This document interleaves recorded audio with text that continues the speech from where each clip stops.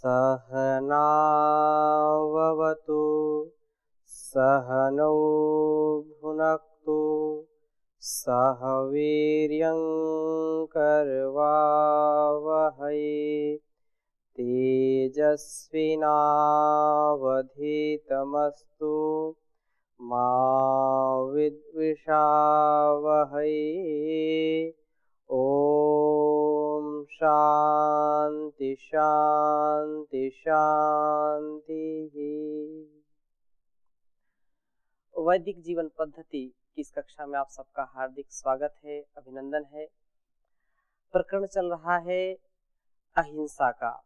अष्टांग योग के द्वारा हम अपने जीवन को कैसे सुखमय, शांतिमय और समृद्धि से युक्त बनाएं, इसके संदर्भ में यह जो ऋषियों की परंपरा है, जो ऋषियों का ज्ञान है, विज्ञान है, वो हमारे अंदर उतरे, उसके लिए हमको नित्य प्रति ऐसा चिंतन, ऐसा मनन, ऐसा अभ्यास करने की आवश्यकता है, जिससे हमारा जीवन बहुत ही उत्कर्ष को प्राप्त हो।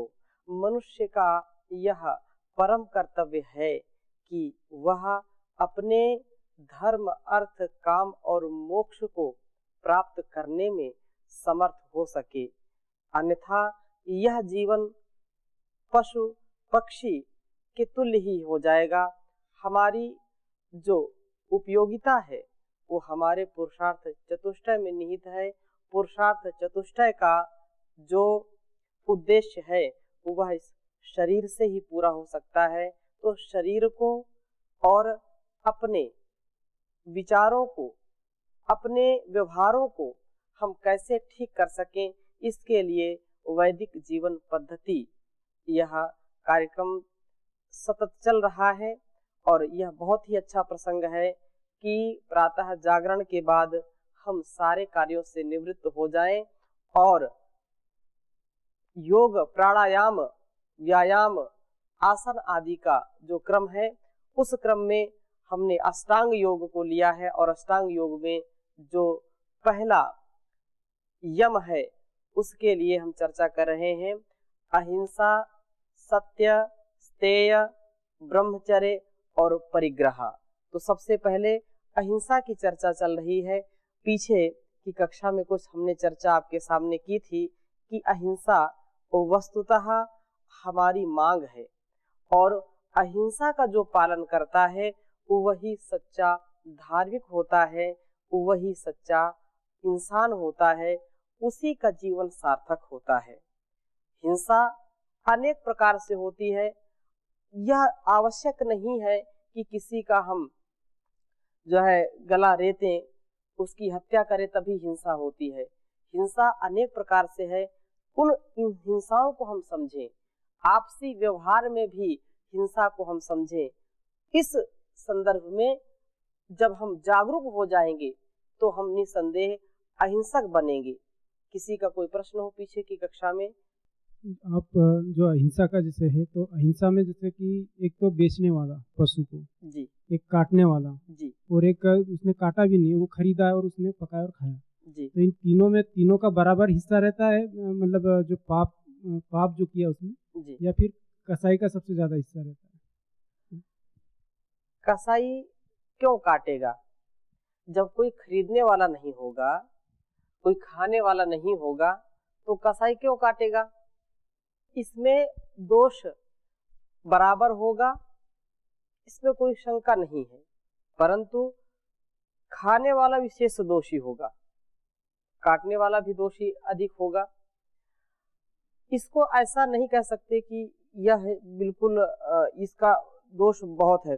कई लोग बोलते हैं, जैसे हमने चर्चा की थी, केवल मैं तो लाया और उसने खाया, उसने काटा, इसमें उनका दोष ज्यादा है, मेरा दोष कम है। परंतु उसने सहयोग किया है तो दोष तो उसको भी लगेगा, इसमें कोई संदेह नहीं है। विशेषकर खाने वाले का, काटने वाले का विशेष जो है उसको पाप लगेगा।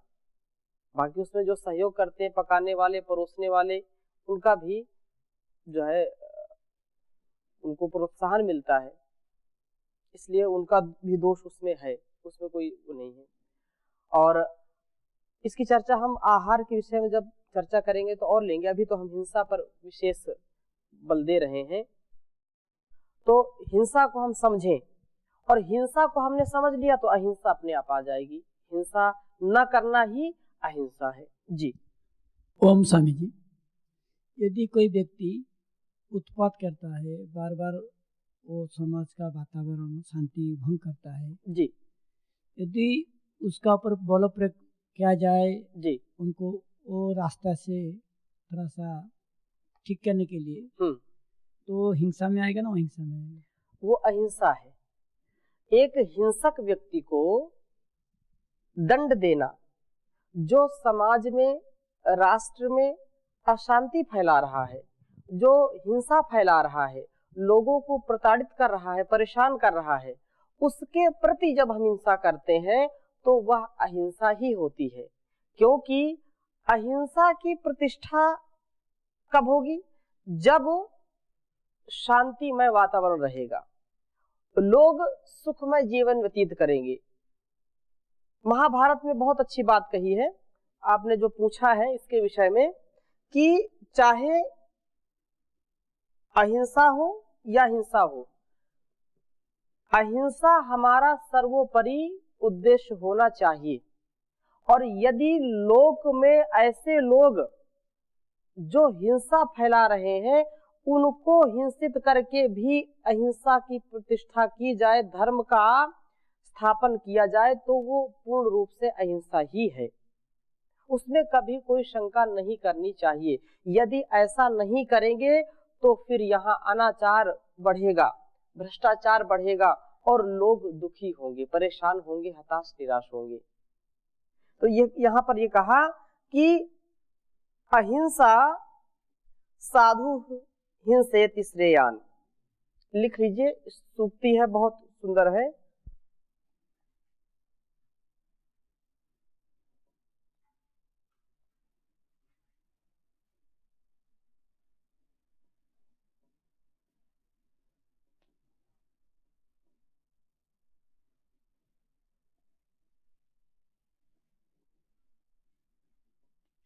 अहिंसा साधु हिंसेति।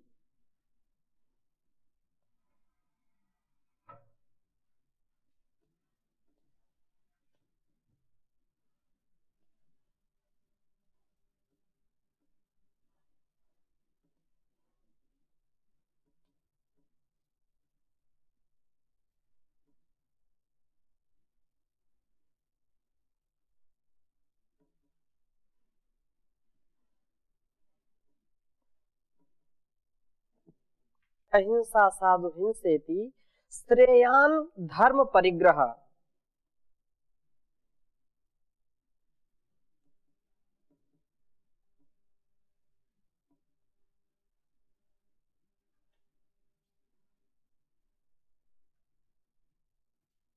श्रेयान धर्म परिग्रह।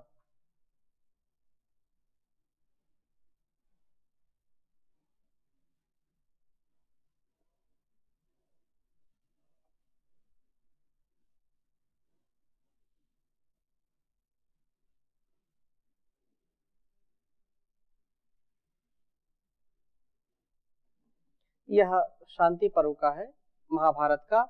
अहिंसा साधु हिंसेति श्रेयान धर्म परिग्रह, अर्थात कहने का आशय ये है कि धर्म का पालन हिंसा से हो, हिंसा करें, और अहिंसा से हो तो अहिंसा करें। धर्म की स्थापना होनी चाहिए। धर्म यदि हिंसा करने से स्थापित होता है तो हिंसा करके भी धर्म को स्थापित करें। धर्म का तात्पर्य क्या है?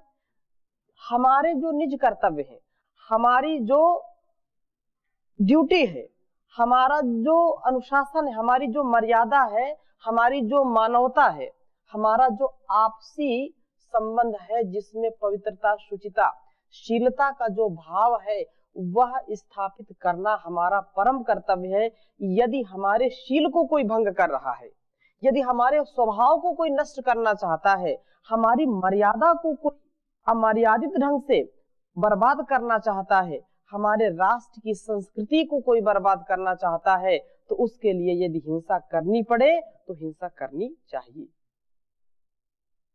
इसलिए कभी भी ऐसा नहीं सोचना चाहिए कि ये तो हिंसा है। यदि हम ऐसा विचार करेंगे तो हमारा राष्ट्र कभी भी सुरक्षित नहीं रह सकता है। यदि सेना का जवान ये सोच ले कि जो पाकिस्तान से सैनिक आ रहे हैं उनके साथ हमको हिंसा नहीं करनी है, तो एक दिन में ही जो हमारी सीमाएं सब विदेशियों के द्वारा हथिया ली जाएंगी, विदेशी झंडा लहरा दिया जाएगा। इसलिए हमको यह जो अहिंसा साधु हिंसेति श्रेयान धर्म परिग्रह, धर्म के परिग्रह के लिए जो हिंसा, यदि हिंसा से धर्म मिलता है तो हिंसा करें, अहिंसा से मिलता है तो अहिंसा करें, यही व्यक्ति का कर्तव्य होना चाहिए। और कह रहे हैं, बहुत अच्छी बात कह दी अहिंसा के विषय में कि जो धर्म की बात है, क्योंकि धर्म की चर्चा हमने पहले बहुत की है, अहिंसा परमो धर्मः, अहिंसा ही परम धर्म है।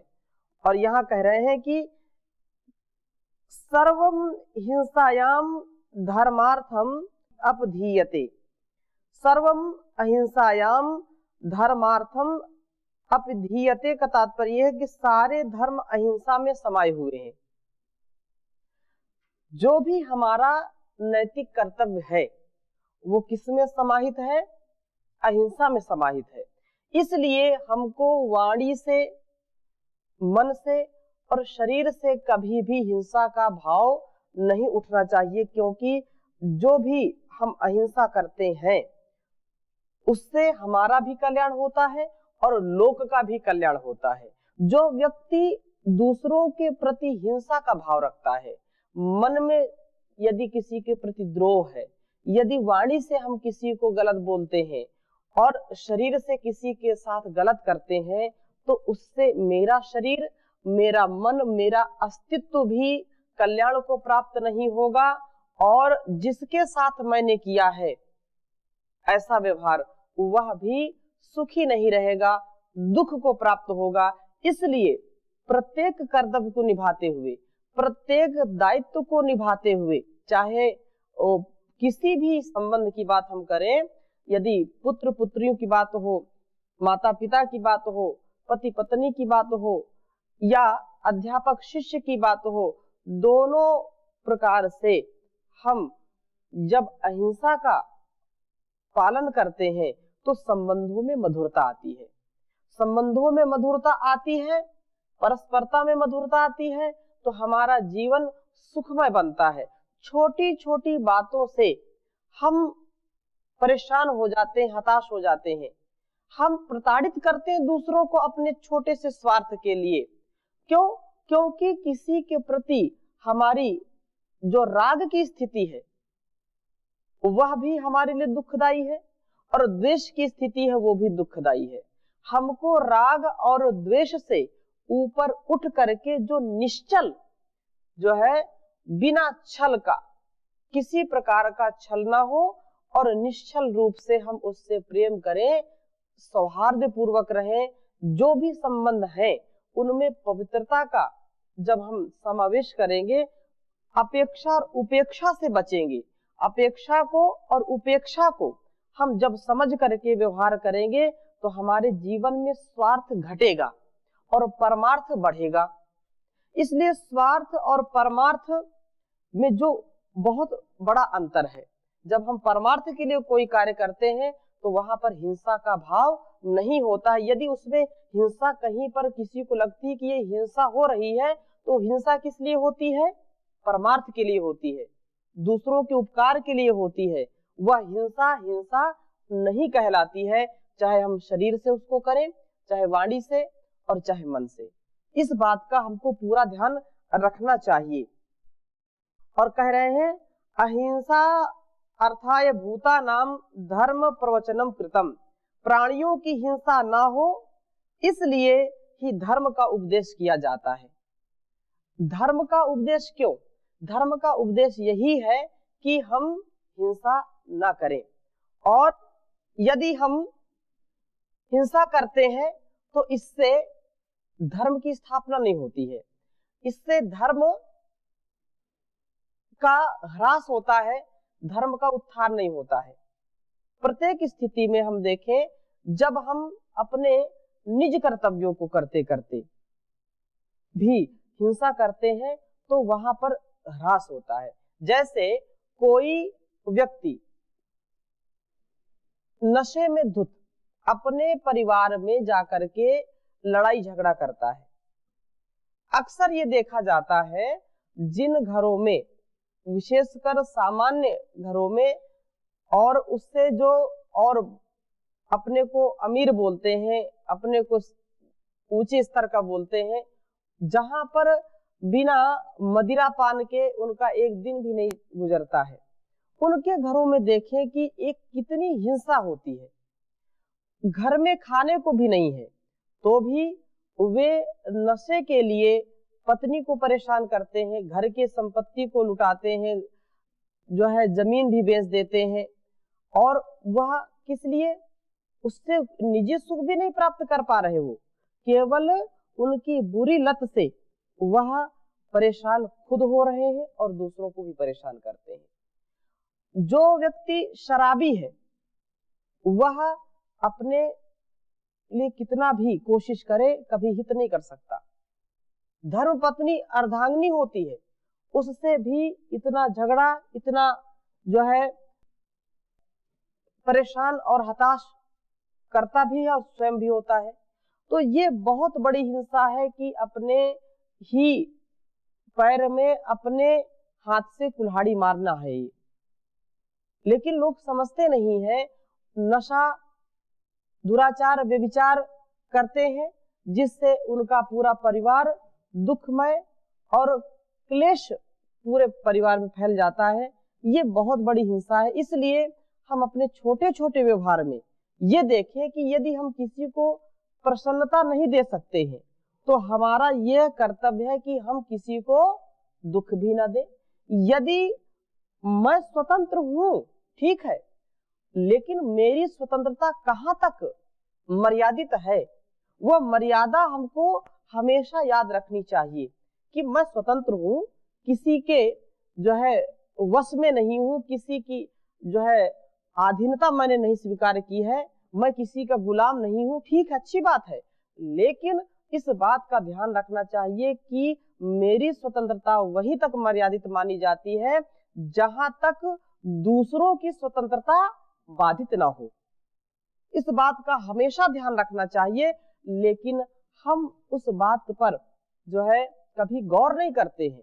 जैसे सभा में बैठे हैं तो सभा का तात्पर्य यह है कि सभा सबके लिए है, और सभा में हम ऐसा कोई भी कार्य ना करें, कोई आवाज ना करें या कोई बात ना करें या कोई ऐसा व्यवहार ना करें जिससे सब लोग बाधित हो। जैसे आप कक्षा में बैठे हैं तो कक्षा की एक मर्यादा है और आप स्वतंत्र हैं, ठीक है, आप सुन सकते हैं, नहीं भी सुन सकते हैं, उसमें किसी को कोई बाधा नहीं है। आप मन में कुछ दूसरी चीज सोच रहे हैं, ये इससे किसी को कोई बाधा नहीं है। बाधा कब होगी, हिंसा कब होगी, जब आप अपनी वाणी से, अपने शरीर से या कुछ ऐसा करेंगे जिससे लोगों का ध्यान भंग होगा, लोगों के जो विचार में, जो प्रवाह में वो कार्य हो रहा है वहां पर वो विघ्न पड़ेगा, तो हिंसा होगी। ये बहुत बड़ी हिंसा है। लेकिन आज का जो परिवेश है ऐसा ही है। हम यदि समाज में, परिवार में, अपने मोहल्ले में शांति नहीं कायम कर सकते हैं तो अशांति फैलाने का अधिकार हमारा नहीं है। मनुष्य का प्रथम कर्तव्य यही है कि वो शांतिमय जीवन व्यतीत करे और दूसरों में भी शांति का आदान करे। स्वयं शांति युक्त जीवन नहीं जिएंगे और दूसरों को भी शांति युक्त जीवन नहीं जीने देते हैं। एक व्यक्ति आकर के नशे में पूरे परिवार में हाहाकार मचा देता है तो ये बहुत बड़ी हिंसा है। एक ही परिवार के लोग हैं, खुशी मनाते हैं, इतनी तेजी से साउंड करते हैं, आवाज करते हैं या ऐसे डीजे लगा देते हैं। ऐसे त्योहारों में, ऐसे कार्यक्रमों में आप स्वयं देख सकते हैं कि व्यक्ति का जो है स्वभाव कितना खराब हो गया है। कि मेरा कार्य सिद्ध होना चाहिए, मैं खुशी का इजहार कर सकूं। दूसरों को इससे क्या हानि होती है इसकी मैंने कोई गारंटी नहीं ली है, इसके लिए मैं उत्तरदायी नहीं हूं। ये भी हिंसा है। हमको ऐसा कार्य करना चाहिए जिससे दूसरों को पीड़ा ना हो। ठीक है, आप उत्सव मनाइए, आपको उत्सव मनाने की स्वतंत्रता है, आपको लाउड स्पीकर चलाने की स्वतंत्रता है। धर्म के नाम पर लोग इतना अधर्म करते हैं, उनको खुद इस बात का ज्ञान नहीं है कि ये मैं धर्म कर रहा हूं कि अधर्म कर रहा हूं, ये हिंसा हो रही है कि अहिंसा हो रही है। ऐसी कसौटी में लोगों ने धर्म को कसा है कि उनको यही नहीं पता कि ये कहां मेरी दिशा जा रही है, मैं किधर जा रहा हूं। तो हम छोटी छोटी बातों पर यदि ध्यान दें तो हमारा जीवन अहिंसा युक्त होगा। यदि ध्यान नहीं देंगे तो हम कार्य भी करते रहेंगे, हमको पता भी नहीं चलेगा कि हिंसा हो रही है कि अहिंसा हो रही है। छोटे छोटे व्यवहार से हमको सीखना है। विचार के स्तर पर, व्यवहार के स्तर पर, आहार के स्तर पर हम इस चीज को समझें। परिवार के स्तर पर और समाज के स्तर पर जब हम अहिंसा क्या है इसको समझेंगे, मेरे द्वारा किसको कैसे पीड़ा हो सकती है और कैसे पीड़ा नहीं हो सकती है, इस बात पर हम जब विचार करेंगे तो अहिंसा हमारे अंदर प्रतिष्ठित होगी। किसी के देखने मात्र से हिंसा हो जाती है, इसमें क्या हुआ, मैं तो केवल देख रहा था। लेकिन देखना भी पवित्रता से, खाना भी पवित्रता से। कुछ लोग ऐसे होते हैं कि भोजन में भी किसी के घर गए और या किसी के निमंत्रण में गए तो जहां पर, मैं एक छोटा छोटा व्यवहार आपको बता रहा हूं कि कहां कहां कैसे कैसे हिंसा हो सकती है। किसी के घर में गए और ये जान लिए कि ये सब्जी कम हो गई या ये मिष्ठान कम हो गया, तो कुछ लोगों का स्वभाव होता है कि उसी चीज को मांगेंगे जो चीज नहीं होगी। पूछते हैं आकर के क्या चाहिए तो बोलेंगे वही लाओ। अब वो नहीं है तो वो जानबूझ करके उसके जो है गले में नमक छिड़कते हैं। ये बहुत बड़ी हिंसा है। किसी को देखना, देखने के अनेक भाव होते हैं। किसी को बड़ी तेजी से घूरना, किसी को नम्रता से, करुणा से देखना, तो अलग अलग बातें होती हैं। आप उसी को एकटक देखे जा रहे हैं, कोई कारण भी नहीं है, फिर बाद में क्या बात है, ये तो घूर रहे हैं हमको। आप देखना, किसी को हिंसित करना, देखने में भी हम याद रखें कि कहां पर कैसी दृष्टि रखनी है, किसको कैसे देखना है, किससे कैसे बोलना है, इस बात पर भी हमको ध्यान रखना चाहिए। छोटा बच्चा है, कुछ लोग जानबूझकर डराते हैं। छोटा बच्चा है और उसको जाकर के डराते हैं, आंख दिखाते हैं, उसको कुछ लेना देना नहीं है, लेकिन जाकर के डराए तो बच्चा रोएगा तो वो हंसेंगे। ये भी एक हिंसा है, लेकिन इसको हम समझते नहीं है। इसको तो लगता है बस ऐसे ही, ये तो मजाक है, हंसी है। किसी को भी किसी प्रकार से मनसा वाचा कर्मणा कष्ट देना, दुख देना, यह बहुत बड़ी हिंसा है। एक विशेष बात यहाँ पर पथिक जी ने एक गीत लिखा, दीन दुखियों को सताना छोड़ दो, दीन दुखियों को सताना छोड़ दो, दिल जलों के दिल जलाना छोड़ दो। कुछ लोग जानबूझ करके परेशान करते हैं, जो परेशान है उसको भी परेशान करेंगे, जो दुखी है उसको और दुखी करने का प्रयास करते हैं।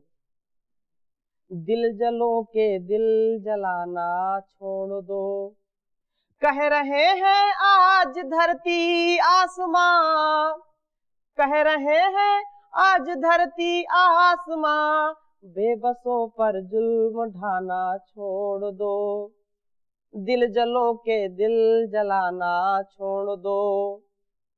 क्या भला है क्या बुरा सोचो जरा, बिन विचारे पग उठाना छोड़ दो, बिन विचारे पग उठाना छोड़ दो, दीन दुखियों को सताना छोड़ दो। प्यार अपनों से करो जी जान से, दुश्मनों के गीत गाना छोड़ दो, दुश्मनों के गीत गाना छोड़ दो, दीन दुखियों को सताना छोड़ दो। धर्म के कुछ काम आओ साथियों, धर्म के कुछ काम आओ साथियों, वक्त बातों में गवाना छोड़ दो, वक्त बातों में गवाना छोड़ दो, दीन दुखियों को सताना छोड़ दो। पथिक बरसों बन के बादल प्यार के, पथिक बरसों बन के बादल प्यार के, आग नफरत की लगाना छोड़ दो, आग नफरत की लगाना छोड़ दो, दीन दुखियों को सताना छोड़ दो, दिल जलों के दिल जलाना छोड़ दो। ये छोटे छोटे जो व्यवहार हैं, इनमें जब हम परिष्कार करेंगे, व्यवहार में सुधार करेंगे, तो हमारे जीवन का उद्धार होगा।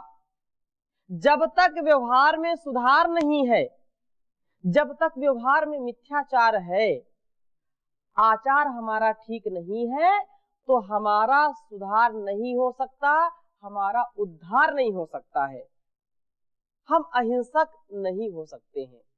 जी प्रणाम जी स्वामी जी। जैसे हम समाज में देखते हैं बहुत चीज़ों में हमें प्रत्यक्ष तो हानि नहीं होती, जी लेकिन उसमें अप्रत्यक्ष में हानि होती है। जी जैसे कोई तम्बाकू खा रहा है जी तो प्रत्यक्ष में तो हमारी कोई हानि नहीं, वो अपना खा रहा है, लेकिन यदि उसे कल कैंसर होगा तो फिर वो इलाज करवाएगा तो उसका बहुत बड़ा बजट हमारे टैक्स से जाता है। जैसे कोई व्यक्ति पढ़ता नहीं है और फिर बाद में वो दुराचार करता है तो उससे भी हानि समाज की होती है। बिल्कुल तो बिल्कुल, कहीं में कहीं तो अप्रत्यक्ष फिर हानि हमें होती ही है। निश्चित रूप से हानि होती ही है। जो बिना विचार के, जो बिना आधार के कार्य करता है, वो वेद अनुकूल आचरण नहीं करता है, धर्म युक्त आचरण नहीं करता है, जो मनुष्यता है, मनुष्यता का जो व्यवहार है, वैसा वो आचरण नहीं करता है, तो निसंदेह वह समाज में कहीं न कहीं से हिंसक होकर के हिंसा करेगा ही करेगा, चाहे जाने चाहे अनजाने। शेष चर्चा अगली कक्षा में करेंगे, अहिंसा को और थोड़ा सा समझने का प्रयास करेंगे। ओम शांति शांति शांति।